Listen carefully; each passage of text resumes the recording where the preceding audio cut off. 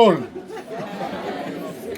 It is with great pride and joy that I stand before you today on this very special occasion, the official and handover of our 4 new classroom blocks and a storeroom generously donated by the government and people of Japan to Martin Ndumba Secondary School. Can we give a round of applause to the people of Japan?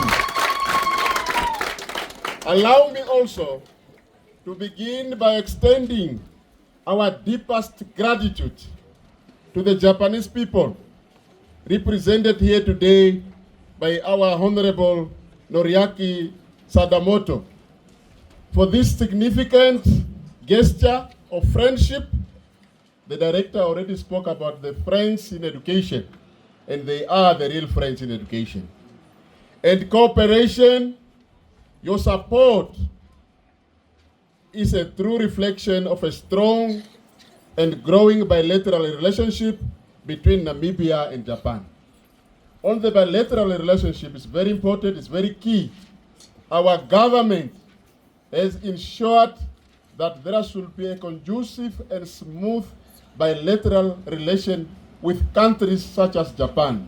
Recently, our Right Honorable Prime Minister, like he said, visited Japan to strengthen that bilateral relationship so that these friends can continue helping the Namibian people. Your support is a true reflection of strong and growing bilateral relationship, like I said, and more specifically, your commitment to the well-being and development of the Namibian child.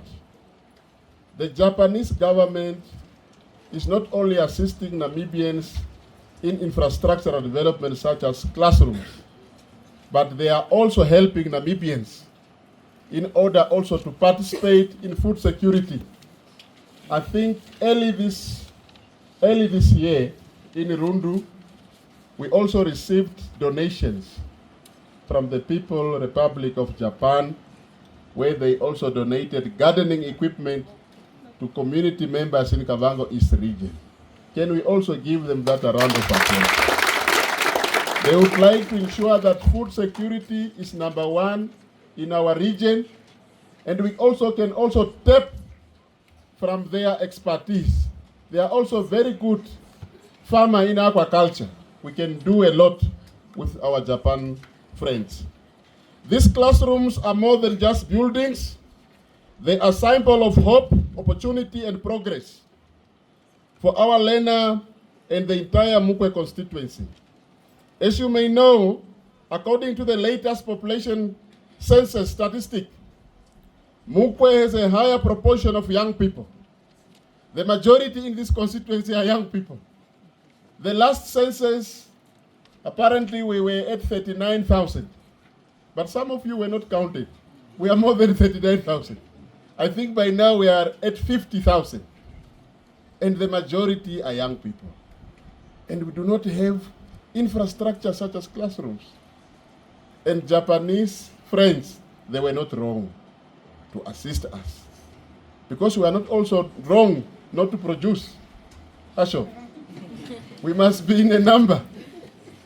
You see, that is why Rundu, if you go to Rundu to put up a small business, you will be very easily successful because there is a buying power. Populations also, it comes with an advantage. But not for you learners. You cannot produce now. As you may also know, according to, I just said that, which places enormous pressure on our existing education infrastructure, the shortage of classrooms has long been a barrier to creating a conducive learning environment. And today, we are delighted to take another step forward in addressing that challenge. We are very much delighted. This development marks a proud moment during my tenure as a regional councillor. You see, I can also go there and praise myself. Hey, when I was a councillor, we brought this development. But it is collectively as government, community leaders, everybody collectively, we work together and we bring about this social economic infrastructure. Can we give ourselves a round of applause for just that? As it demonstrates our ongoing commitment to service delivery and the upliftment of our communities, I want to assure our partners, Japan, that these facilities will be well utilized, protected, and maintained for the benefit of the current and future generation. Assure, we do not want to see windows are being broken, learners. Don't break the windows. Huh? Keep this classroom maintained as they were just constructed for us. And we are assuring to our partners that it will be maintained. And I'm also happy that this is one of the best cleaner school in the circuit. Yes. I also would like also to touch on some of the challenges that others are saying on social media. It is a challenge really when government is committed to provide resources.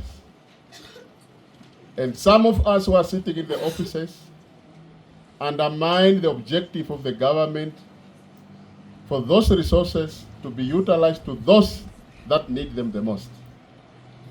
It's very much unfortunately that some money that was earmarked for developing our schools was not utilized in that specific financial year. We have to retain 14 million Namibian dollar. Go back to Treasury, or it go back to the ministry. I think as a region, as a regional council, we are in different departments. Those that are dealing with procurement, I'm just saying this because Steve is also here. Those that are dealing with procurement, I think if they are not ready to save, maybe they must leave. Because at the end of the day, the blame comes, yes, the leadership of Kavango is doing nothing. While we have employed you to perform that duty, why must 14 million goes back instead of constructing the school? And now the Japanese government have to come in and rescue us, while our government also have planned for those infrastructure. It's very disheartening, and I'm saying this, it must be on record, because a lot of people have been coming to our region accusing the leadership that the leadership is doing nothing, while we are doing our utmost best. There is also the saying that they say political office bearer should not interfere with administration. I think sometimes we need to interfere. We must now start appointing contractors. Huh? I'm a councillor, contractor. And the issue of Gabriel Muhuli primary school is also a very sad situation. I have it now on record that the contractor will be awarded very soon, and then the construction of that school is starting very soon, by next week already. So that one is also a very good news to the region of Kavango East region. I think Martin Ndumba, you will not understand that one, but there is an outcry to one of the school at Gabriel Muhuli. The parents even decided not to take their learners to school because there are no roofing, there is nothing. It was blown by the wind. But government have put in machinery through TVET, so contractor will be awarded. And in conclusion, to our teachers, I call you to continue your dedication to the noble task of education, of educating the Namibian child. These new classrooms must inspire even greater commitment to excellency in teaching and learning. To our parents, your role remains critical. Please support your children and our teachers in creating an environment where education is valued and respected and nurtured. To our learners, I encourage you to make full use of this opportunity, respect the facilities, focus on your studies, and remember that education is your most powerful tool to shape a better future. You can also become like the director. you can also become like the inspector if you take your education very seriously. Everybody started from where you are. Or you don't want to drive your own car? Which one? Eh? GD6? Not Mercedes-Benz? Okay. Yes, you can buy that one. It's very simple. And you, with your own house, with a nice sound system, you can even buy a very good sound system that you can play music every day. Let me also extend appreciation to the Directorate of Education, really, particularly to Ms. Lima and her team. Your continued support in bringing development to our region is commendable. Madam Slima was just 2 weeks ago where she officially inaugurated the Mwichiku School. That Mwichiku School was also donated by Friends in Education, by some fishing company. You know, at Mwichiku, there was nothing there. There was nothing. But if you go there now, there is a building. So, when we approached and when we conducted the Director of Education, that there are these partners in education that would like to extend a helping hand, she could not hesitate, but she said, let us continue. As long as they meet the requirement of government specifications, yes, we can build that classroom. And today, we have a classroom blocks at Mwichiku Primary School. Can we give a round of applause to our director? And to our inspector, Mr. Kadimo, and the team, like they say, when you come to Mukwe, it's very visible. Not only about the attire, it's also about the performance. Asho? And we want Martin Ndumba to be on the top, because the Japanese government cannot just donate like that if you are not reaching the top. But you must study now, help the teacher, help Kadimo, so that you can pass. And everybody come December, come January, we are praising Mukwe Second. So, Mr. Kadimo, thank you for being a strong and reliable leader in the education sector. You have demonstrated quite a lot, and you have shown leadership, and we are happy that we want to keep you, but I heard there is another promotion coming somewhere in your way. But that is how life is. We must not be at one position. Let us excel. And to the school leadership and staff, under the capable guidance of our doctor, your hard work does not go unnoticed. And you know what? In fact, I'm the patron of the school, Wagweti. I'm the patron of Martin Ndumba. I know we did not do a lot, but a lot is coming now. I can even pledge something, but I don't want to pledge that. I'm not Honorable Dingara, but you know how we know him. Dr. 1 million. I don't want to pledge 1 million, but something good is coming for the school. One of it is me coming here. When you are now entering your examinations, I think we need to discuss. We need to talk about life. What is life of a learner? Why do you need to pass? Why don't we want you to fail?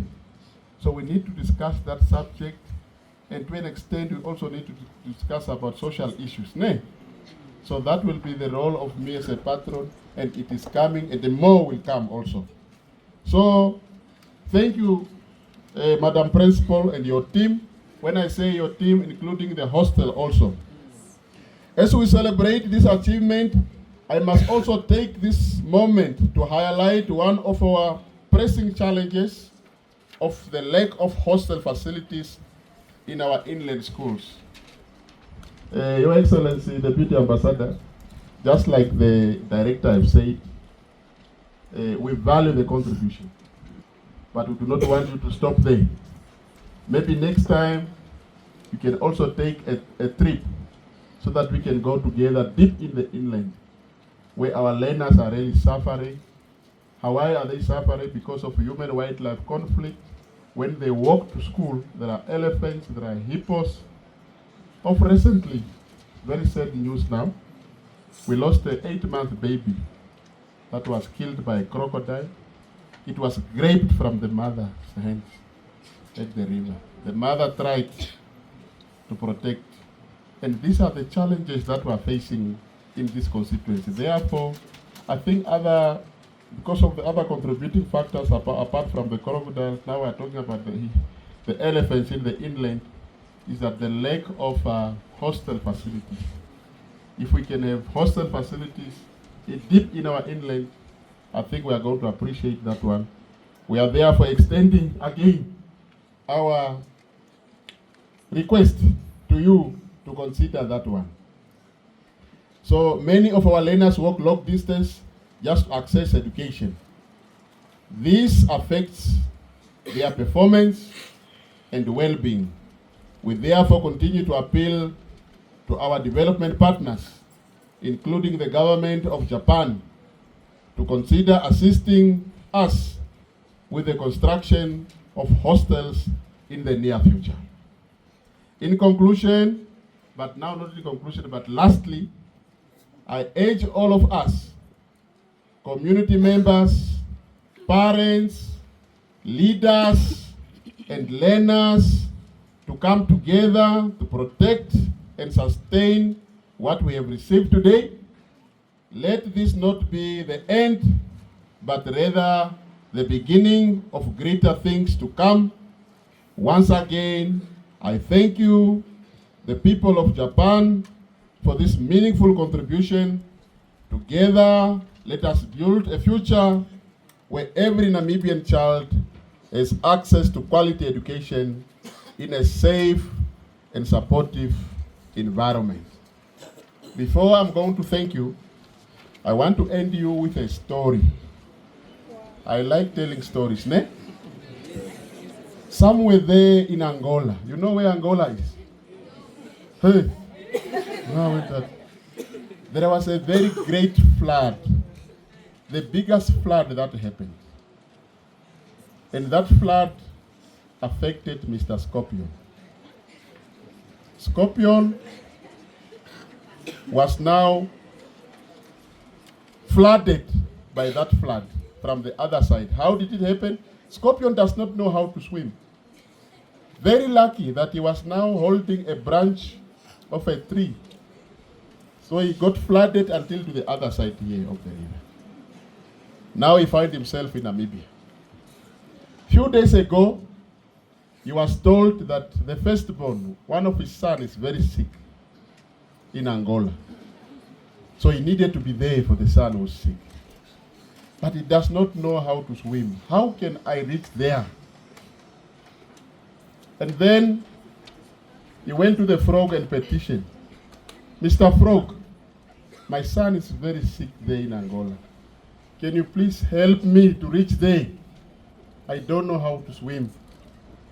And then the frog responded and said, no, knowing you, Mr. Scorpio, the moment I put you on my back, you will sting me. And all of us gonna die. But he insisted and said, no, I'm not gonna sting you. Because my son is sick there. If I sting you, all of us gonna die.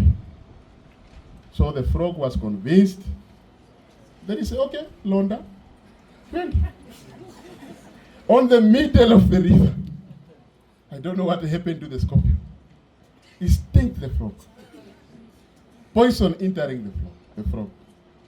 And the frog said, now you see now, Scorpion, I told you, you have killed us. We are all gonna die. Why do you do that? Then the Scorpion responded, it is my culture to sting you. Now, Lena, if your culture is to misbehave, if your culture is to miss classes, you are gonna die like a scorpion. That day the scorpion died. I thank you so much.